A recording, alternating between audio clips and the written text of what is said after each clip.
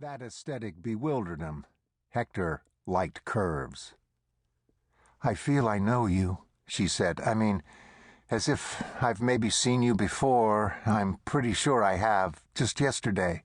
Hector winked. "Sure, and likewise. Think I saw you come in on the steamship. I was out fishing with a friend." "The man with the black boat? I heard that's Hemingway's boat." "That's right," Hector said. "The Pilar. Now, this man who scared you..." She nodded and fidgeted. "He's across the bar. He keeps staring and smiling at me. He has a big knife.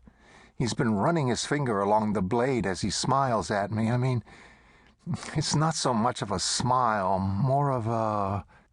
She searched for the right word. "A leer?" Hector offered. "Perfect, a leer. And he doesn't have so many teeth." She paused as the bartender placed her drink on the table. Hector said, "Here, Josie," and slipped a couple of bills to the man. He raised his fresh mojito and extended his arm for a toast. "To new friends," Hector said. She nodded distractedly, and they tapped glasses. She sipped her drink and said, "It's delicious." She took another sip and said, "If I leave here alone, I'm afraid he'll follow me. I'm pretty sure that he will do that." Hector was pretty sure, too, but he said, "Well, you can stop worrying about that. I'll see you safely out of here." She smiled. "Thank you so much, Mr. Lassiter." He narrowed his eyes. "You know my name?" She blushed. "I've been holding out on you a bit. I do know who you are.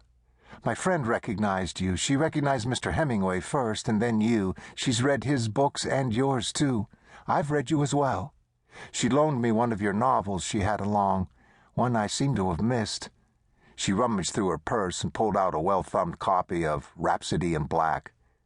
"I checked your face against the photo on the back of the jacket. You look just like your picture, Mr. Lassiter.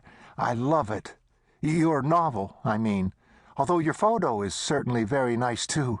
It's gripping. Your book, I mean, it cost me sleep. I'm truly afraid how it might end." Hector shrugged. "Figure on it ending darkly. They all do. And hey, please call me Hector. Now, what do I call you?" "Rachel Harper." He shook her hand and gave her his best smile. Strong white teeth and dimples. "Okay then, Rachel. Now this man, where is he?"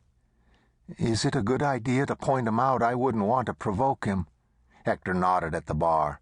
"The mirror there behind you. I have the angle. I can see the whole room, so describe him to me." "Not hard to spot," she said. "He's swarthy, maybe Mexican or Cuban. He has a patch over his left eye, very few teeth. He's perhaps 6 feet tall, although I haven't seen him standing. But to me, he looks rather tall. He's thin. There's a scar on his forehead, above the eye patch and also below it." "He is a nasty-looking piece of work," Hector said. "Any reason you can think of as to why he might be after you, Rachel?" "None at all, Mr. Lassiter." "Hector. Well, you're a very pretty young woman.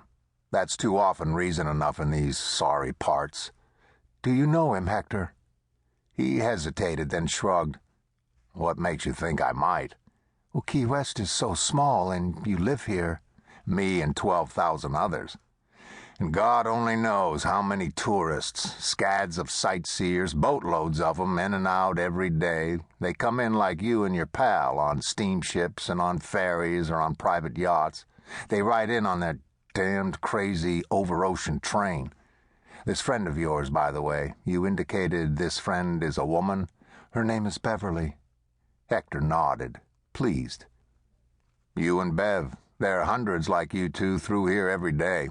Bound from Miami or headed back there," Hector said. "Or they're headed for Cuba, intent on slumming in Havana." Rachel's cheeks reddened. "Funny you say that. Beverly, or Bev, as you call her, she met a man last evening. She's gone on to Cuba with him for a day or so. She left me here alone." She shook her head at her abandonment by her friend. "She left me here alone," she said again. "Better and better." Hector sipped some more light rum and lime juice. He licked his lip and said,